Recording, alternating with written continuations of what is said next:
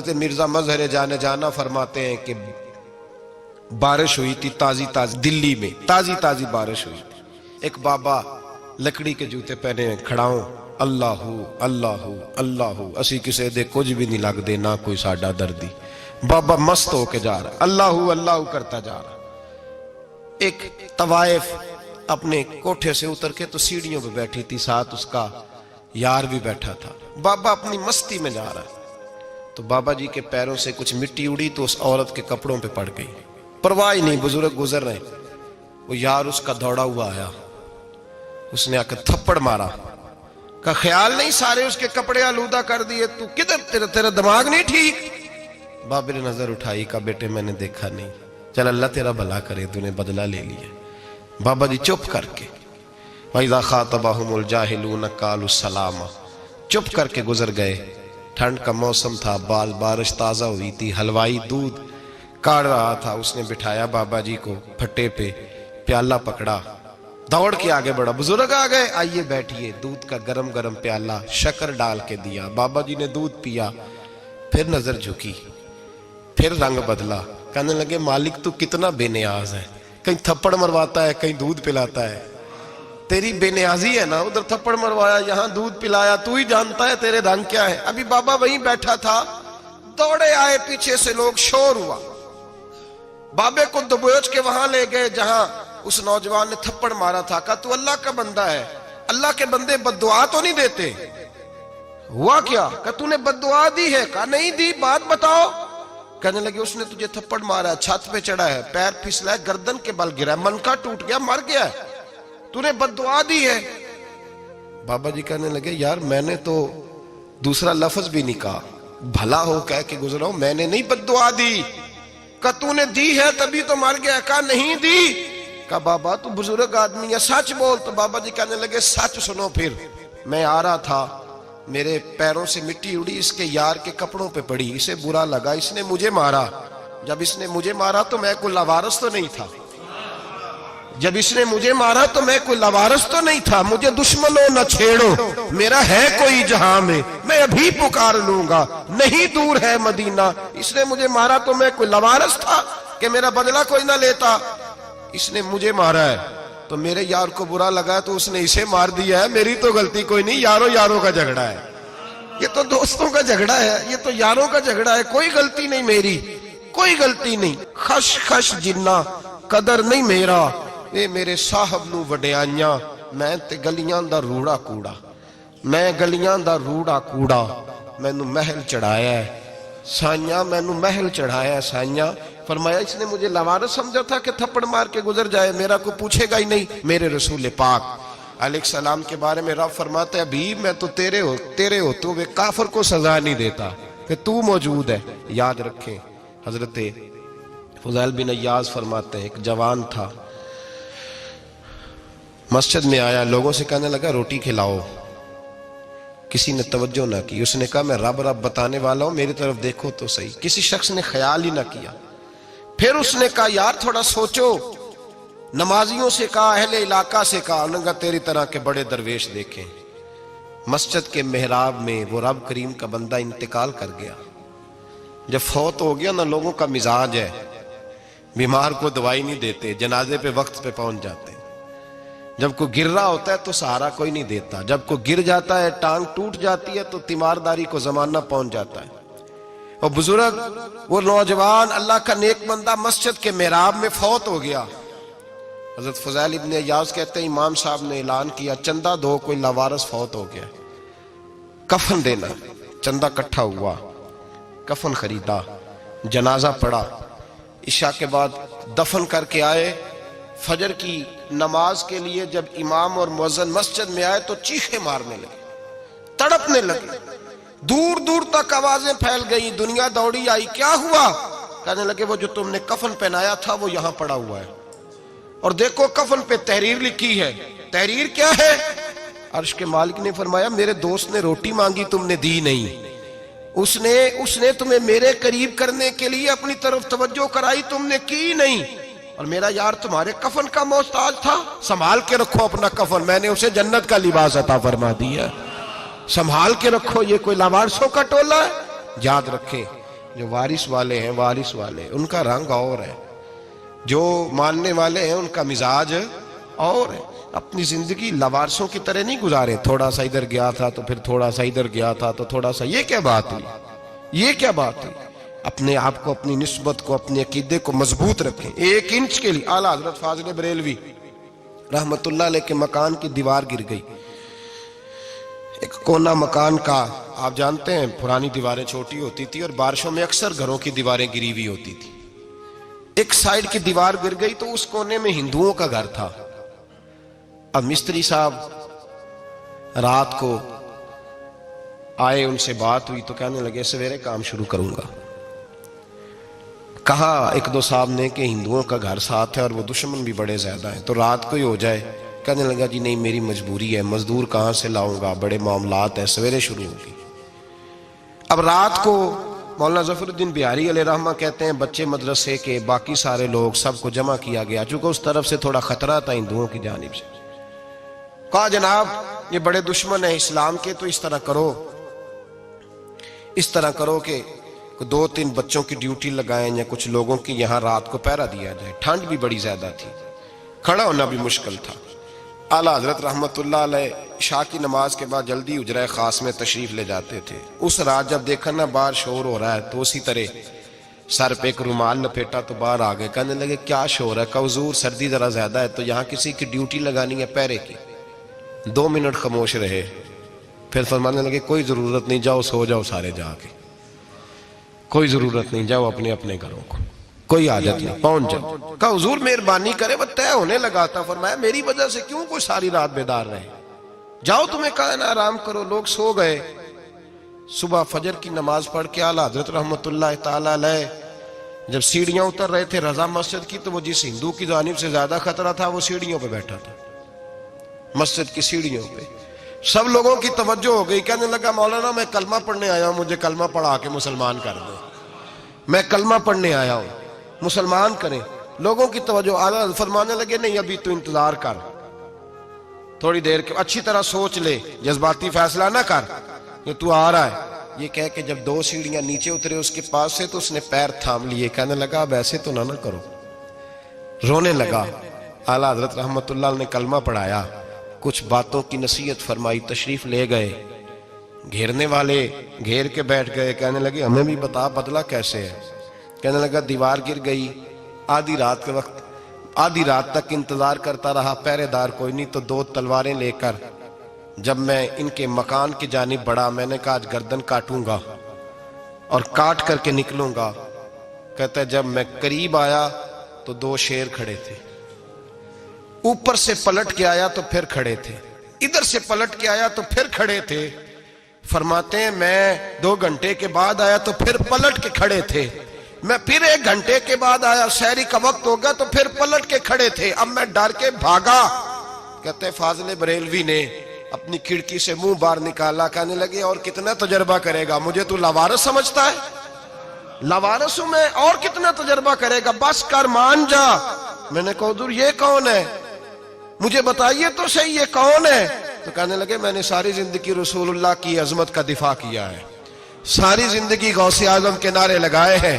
ابھی تو یہ مدد صرف غوث پاک جیلانی کی بھیجی ہوئی ہے، ابھی تو غوث اعظم کی بھیجی ہوئی مدد ہے. مولا علی ابھی پیچھے ہیں، 2 جہاں کے محبوب ابھی اس سے پیچھے ہیں، وہ تو ابھی پیچھے ہیں، پیچھے کھڑے ہیں کہ ضرورت پڑی تو ہم بھی تیار بیٹھے ہیں. او بھائی آج رواج ہو گیا، رواج. میں نے 2-4 دن پہلے بھی کہا تھا، لوگ کہتے ہیں نہیں کوئی نہیں ضرورت، سامنے سارا کچھ نظر آ رہا ہے. او خدا کے بندو یاد رکھو، نسبت ہے بڑی چیز، جہانے تگو دو میں. اگر کسی کو نسبت میسر آ گئی نا، نسبت، خالی دامن ہی مل گیا، تیرے ہاتھ میں کچھ ہے تو ہونی چاہیے نا. خالی دامن ہی تجھے کسی کا میسر آ گیا تو بچ گیا.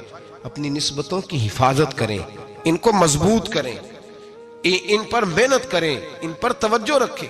یہ نسبت جو ہوتی ہے نا، نسبت، یہ دیکھیں نا ایک گتا ہے، عام کتاب کو لگا ہوا ہے تو جہاں مرضی رکھ دو، اس کی کوئی قدر نہیں. لیکن جو گتا قرآن مجید کو لگ گیا ہے اس کو بغیر وضو چھونا جائز ہے. ایک پٹھے پہ اینٹ بنی ہے جو باتھ روم میں لگ گئی، وہاں بغیر جوتے کے جایا نہیں جا سکتا، اور جو مسجد میں لگ گئی وہاں جوتے پہن کے جایا نہیں جا سکتا. یہ نسبت ہے بڑی چیز، اگر میسر آئے نصیب ہو اپنی نسبت کو مضبوط کر کے رکھا کریں، اس کی جولانی کا مظاہرہ کیا کریں، اس نسبت میں روز توانائی آنی چاہیے۔ میں آپ کو بڑی ذمہ داری کے ساتھ ایک بات بتاتا ہوں تجربے کی، ہمیں جتنا کسی نے آ کے کہا ہے نا نسبت کے خلاف، ہماری نسبت اس سے زیادہ مضبوط ہوئی۔ ہمیں جتنا کسی نے آ کے کہا ہے نا جی آپ کو کیا ملا، آپ کو کیا ملا، تو ہم نے اتنا کہا یار جیسے جیسے تو کہتا جاتا ہے ہماری تو نسبت میں اضافہ ہوتا جاتا ہے، ہمارا تو مزاج بدلتا جاتا ہے، روز ایک نیا پردہ کھلتا ہے، روز ایک نیا رنگ واضح ہوتا ہے، روز ایک نئی توانائی۔ ابھی تھوڑے دن کی بات ہے، ایک مولانا شرف الدین صاحب ہے، مفتی صاحب، میرے حضرت صاحب کے مرید ہوئے، مفتی تھے، عالم آدمی تھے، سرکار تاج الشریعہ، ہمارے شیخ سے بیعت کی۔ اب ہمارے حضرت صاحب کا اس وقت حال وہی ہے، وَرَأَيْتَ النَّاسَ يَدْخُلُونَ فِي دِينِ اللَّهِ أَفْوَاجًا، اب فوجوں کی فوجیں لوگ آتے ہیں۔ ہم نے دیکھا ہے صرف خالی مرید ہونے والے بار سینکڑوں کی تعداد میں ہزاروں لوگ بیٹھے ہیں کہ صرف بیعت اتنا کہہ دیں ہم نے قبول کیا۔ اس عالم میں جہاں حضرت صاحب کا اعلان ہو جائے کہ تشریف لانے وہاں لاکھوں کا مجمع جمع ہو جاتا ہے اور ایک جھلک دیکھنے کو لوگ ترستے رہتے ہیں۔ یہ کیفیت ہم نے دیکھی، وہ دور گزر گیا، کبھی ایسا بھی ہوتا تھا ایک میں ہوتا تھا، ایک تو ہوتا تھا، اور تیسری تنہائی ہوتی تھی۔ وہ دور بیت جاتا ہے، وہ لمحے کسی کسی کو نصیب آتے ہیں۔ حضرت کا وہ مولانا شرف الدین صاحب کہتے ہیں میں مرید ہوا، تو مرید ہوا مجمع میں، رسی حضرت پھینکتے ہیں یا چادر پھینکتے ہیں تو پکڑ کے مرید ہوا، تو ساتھ ساتھ اور چادریں باندھی تھی، لوگوں نے پکڑی ہوئی تھی۔ ایک مولانا میں جب بیعت ہو کے آیا ان کو بتایا تو مجھے کہنے لگے یار تو ایسی جگہ مرید ہو گیا جو تیری بات بھی نہ سن سکیں، جن کو تو دکھڑا بھی نہ سنا سکے، جو مصروف ہی بڑے رہتے ہیں، کہاں مرید ہو گیا تو؟ ایسے پیر کا بیعت ہوتا جہاں تو جاتا وہ تیرے پاس آتے، گفتگو ہوتی، بات چیت ہوتی۔ کہتے جب انہوں نے مجھے بہت زیادہ قائل کیا نا، بہت زیادہ، تو میں نے ارادہ کر لیا، میں نے کہا بات ٹھیک ہے، بیعت کہیں اور ہونا چاہیے تھا۔ کہتے میں عشاء کے بعد سویا تو حضرت صاحب مجھے خواب میں ملے، خواب میں، اور فرمانے لگے مولانا جب آپ مرید ہوئے تھے تو آپ اس جانب بیٹھے تھے، اس کونے میں آپ تھے، اتنے لوگ آپ سے پہلے تھے، اس حال میں آپ مرید ہوئے تھے، اور جہاں تک بات چیت کرنے کی بات ہے تو آپ نے جو دل میں سوچا تھا وہ میں نے آ کے آپ کو بتا دیا ہے، پھر بھی بڑی ضرورت ہو تو میرے صاحبزادے کا نمبر لے لیں اور فون کر لیا کریں، بات ہو جایا کرے گی۔ کہتے ہیں یہ ابھی بات ہو ہی رہی تھی کہ میرے دروازے پہ دستک ہوئی تو میری آنکھ کھل گئی، میری آنکھ کھلی تو میں پریشان ہوں کہ نمبر تو ملا نہیں۔ ایک انجینئر صاحب میرے محلے میں رہتے تھے، فرماتے ہیں وہ شام کو میرے پاس آئے اور کہنے لگے مولانا سنا ہے آپ حضرت مفتی اختر رضا صاحب سے مرید ہو گئے؟ میں نے کہا ہاں، تو کہنے لگے میں ان کے مدرسے میں کام کر کے آئے ہوں، میرے پاس ان کے بیٹے کا نمبر ہے، چاہیے آپ کو؟ نمبر ہے چاہیے؟ کہتے ہیں نمبر مجھے وہ شام کو گھر آ کے دے گئے۔ اب جب میں آستانہ نور پہ بریلی شریف ملنے کے لیے حاضر ہوا تو میرے دل میں خیال آیا، جب میں اندر گیا نا تو میرے دل میں خیال آیا حضور خواب جو آئی تھی اتنی بھی جلدی کیا ہے، ذرا ٹھہر جائیے، آپ ملے جو تھے تو صاحب نمبر بھی دے ہی جاتے۔ میرے دل میں خیال آیا تو السلام علیکم کے بعد حضرت کہنے لگے مولانا مجھے تو جلدی کوئی نہیں تھی، آپ کے دروازے پہ دستک ہو گئی تھی، مجھے تو کوئی جلدی نہیں تھی، آپ کا دروازہ بجنے لگا تھا، مجھے تو جلدی کوئی نہیں تھی لوٹنے کی، ہر مشکل دی کنجی یارو ہاتھ مرداں دے آئی، اور مرد نظر کرے جس ویلے مشکل رہے نہ کائی۔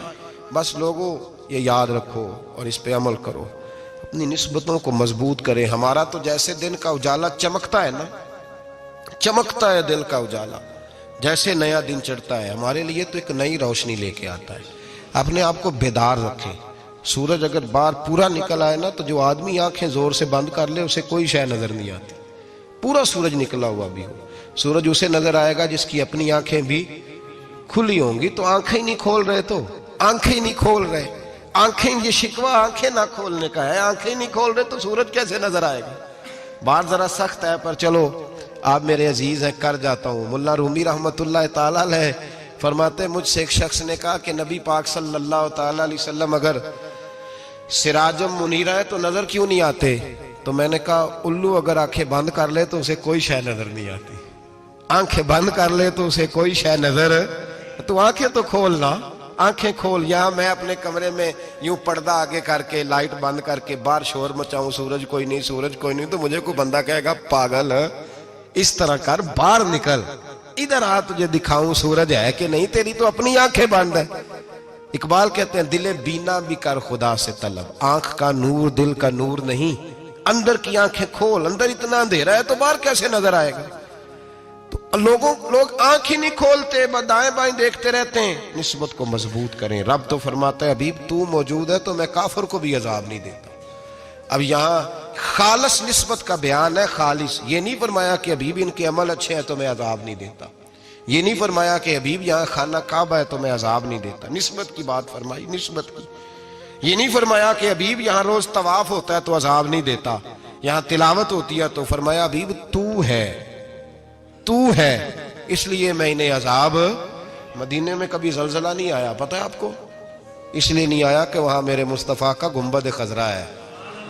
کوئی فصل وہ بیجتے نہیں، کوئی فصل بوتے نہیں، وہ کوئی فصل بھی، لیکن دنیا کی ہر شے آپ کو مدینے میں ملتی ہے۔ جو سب سے اچھا پھل کھانا چاہے اسے مدینے میں جا کے ملتا ہے، اس لیے کہ وہاں گنبد خضرا کی ہریالی موجود ہے۔ دنیا کی ہر نعمت ملتی ہے اس لیے کہ گنبد خضرا جو موجود ہے۔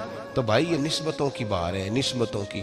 پرانی امتوں میں جب کوئی گناہ کرتا تھا تو دروازے پہ لکھا ہوتا تھا سویرے، میرے حبیب نے دعا فرمائی مولا یہ میرے ہیں انہیں رسوا نہ کرنا، اے اللہ میرے ہیں انہیں رسوا نہ کرنا۔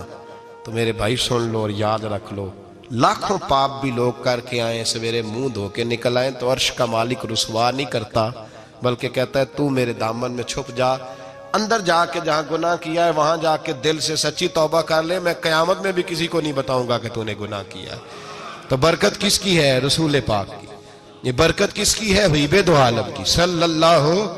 غلامی کا رشتہ مضبوط کریں، غلامی کا وارث والے بنے، لوارث نہ بنے۔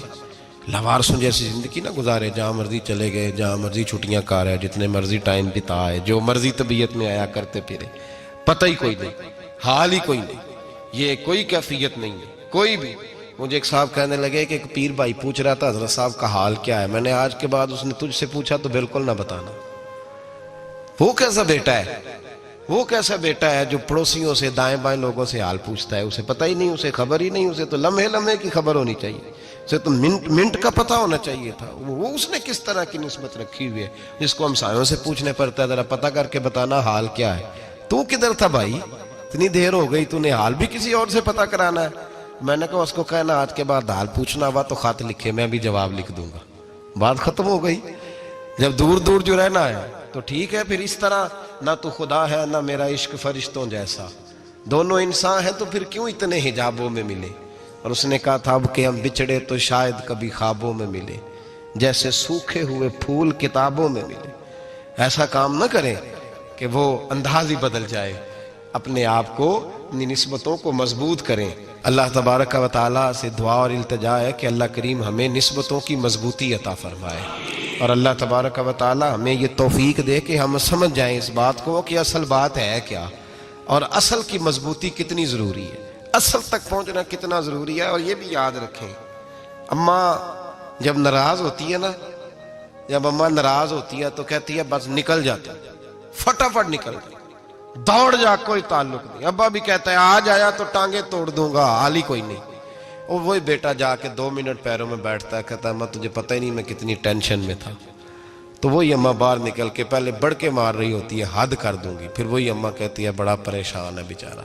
یہ کیفیت ہے، اپنے آپ کو صحیح کریں، اپنی نسبتوں کو مضبوط کریں، احکامات پہ عمل کریں، محبوب کی غلامی تگڑی کریں۔ یہ جو سستیاں ہیں، کوتاہیاں، ان کو دور کریں۔ زندگی کا لطف آتا ہی تب ہے جب آپ پورے طور پر اپنے آپ کو چاق و چوبند کرتے ہیں۔ اگر تھوڑا کر لیا، تھوڑا چھوڑ دیا، 1 پڑھ لی، 3 رہ گئیں، 3 پڑھ لیں، 2 رہ گئیں، یہ لطف نہیں ہے، یہ ذائقہ نہیں ہے۔ اپنے آپ کو مضبوط کریں اور پورا مضبوط کریں، پوری اپنے اندر جو ہے وہ جولانی نسبت کی پیدا کریں۔ بس یہ دعا کریں اللہ جب تک زندہ رکھے غلامی میں رکھے، اور مارے تو غلاموں جیسی موت عطا فرمائے۔